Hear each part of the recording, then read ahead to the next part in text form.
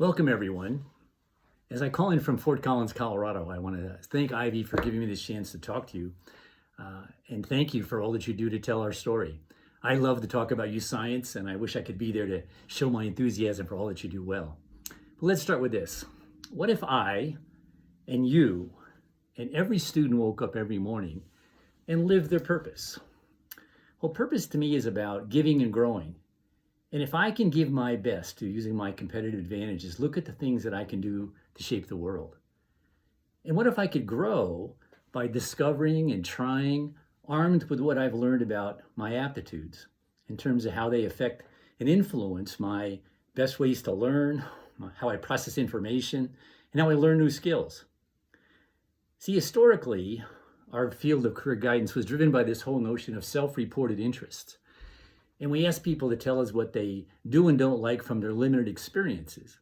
We say, what do you like and not like from what you've seen in the world?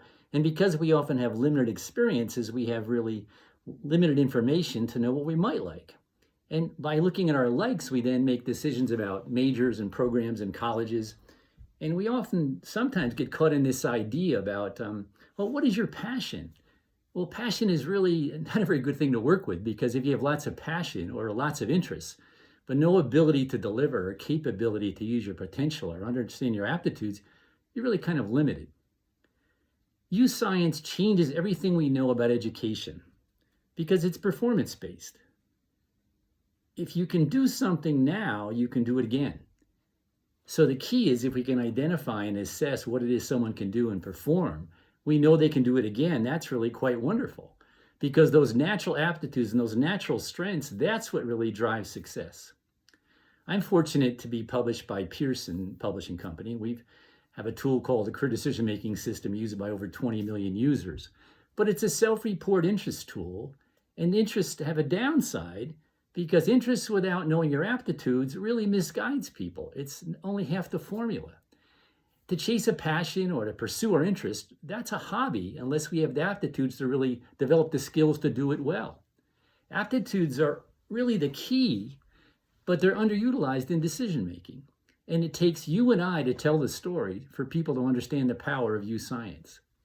Educators and career advisors are wonderful people, but they have limited vocabulary about talent, and they confuse ability with aptitude. Ability is developed using our aptitudes. Aptitude comes before ability, and aptitudes influence the ease and shapes the best ways we learn new skills. I'm in my later chapters, and I've never seen anything as powerful in my 30-some years in this field as youth science. Because youth science gives us opportunity to inform people about how to give our best. It informs us about how to shape our growth, because by using aptitudes, we can discover and try and learn new skills. And in the economy, and as young people try to transition from wherever they're at, they're told there's not enough skills out there.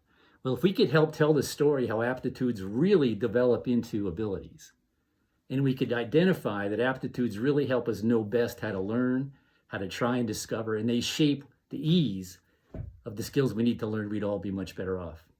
Thank you again for all you do in telling the youth science story. I couldn't be happier this point in my life to be working with colleagues like you, and thank you all for what you do. Have a great meeting.